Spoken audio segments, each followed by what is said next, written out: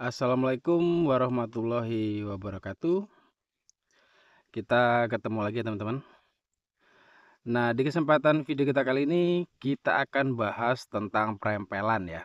Perempelan atau pembuangan tunas air. Dan untuk teman-teman mohon jangan di skip videonya, silahkan disimak dari awal sampai akhir. Karena biasanya banyak pertanyaan yang sudah ada jawabannya di dalam video. Oke, kita langsung lanjut.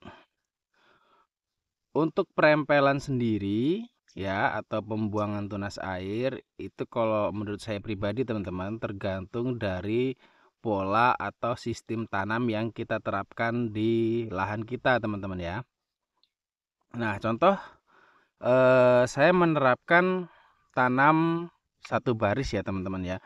Jadi kita hanya menanam satu baris ya, bukan zigzag ya. Maksudnya kalau banyak kan ya tanaman cabai itu yang ditanam itu dalam satu gulut itu isi dua baris ditanam secara zigzag ya, kanan kiri seperti itu.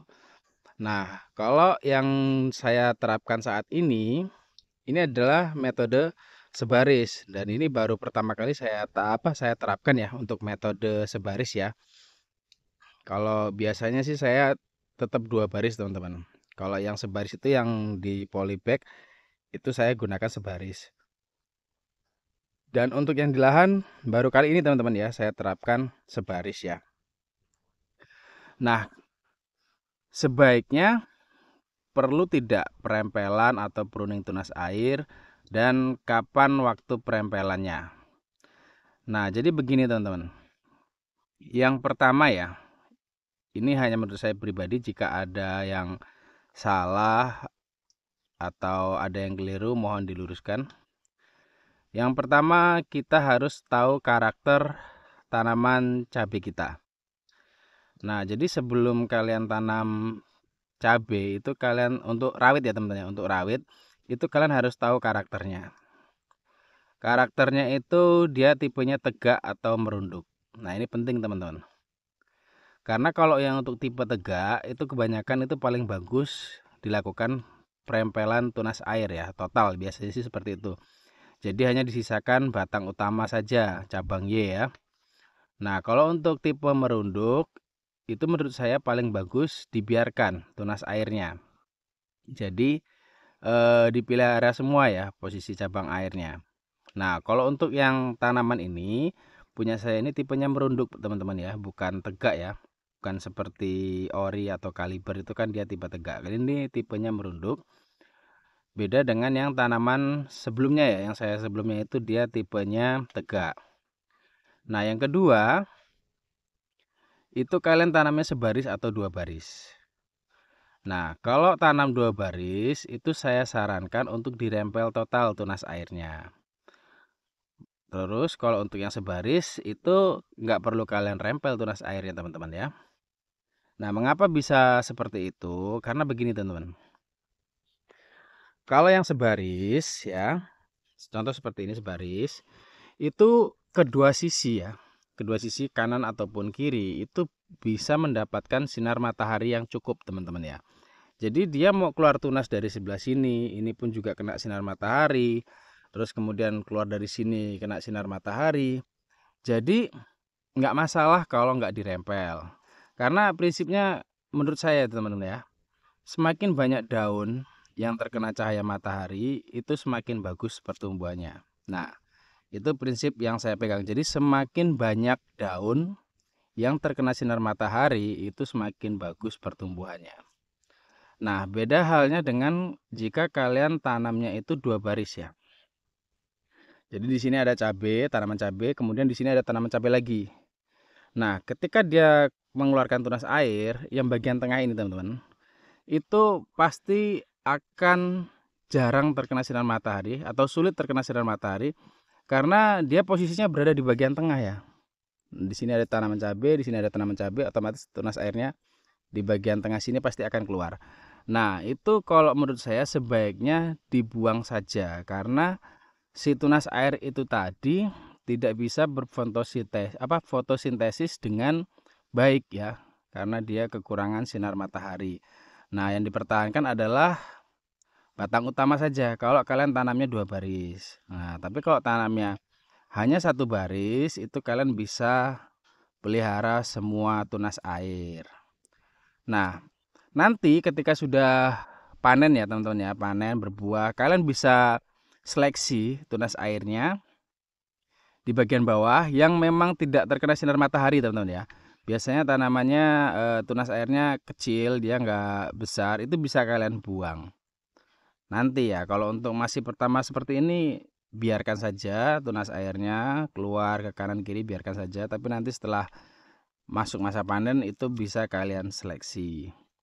Nah, kemudian jika ingin pangkas tunas air atau di pruning ya, tunas airnya, itu waktunya kapan?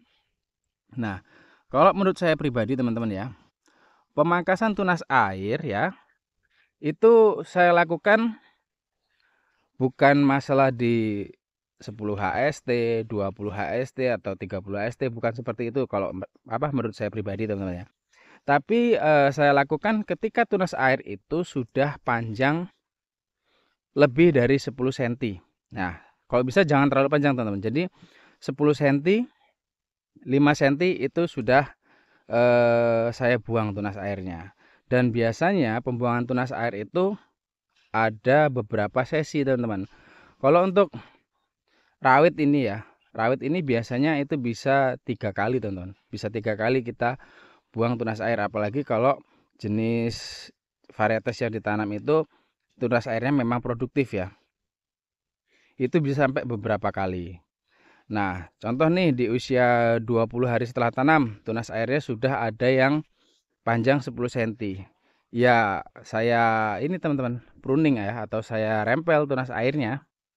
Nanti yang panjang 5 cm pun juga saya pruning juga, saya rempel juga. Nah, nanti di usia 30 hari ternyata ada lagi nih tunas air yang keluar kan. Panjang sudah 10 cm, 5 cm, ya kita pruning lagi. Nanti usia taruhlah 60 hari ada lagi. Jadi ketika tunas air itu sudah ada yang panjang lebih dari 10 cm ya, 5 cm, 10 cm, itu saya lakukan pemangkasan. Itu kalau saya pakai metode pruning ya teman-teman ya, pruning atau pangkas tunas air. Tapi kalau dengan metode yang saat ini yang saya terapkan itu ya nggak ada nggak ada pruning sama sekali teman-teman ya. Jadi ya saya biarkan saja. Kalau orang Jawa bilang dijor klower ya. Nah, ini banyak gulma juga tumbuh di lubang tanam teman-teman. Nah, kemudian kalau untuk cabai keriting itu metodenya kurang lebih sama sih teman-teman ya. Sama aja. Kalau tanamnya kalian hanya sebaris, ya nggak perlu dipangkas teman-teman tunas airnya, biarin aja tumbuh kanan kiri.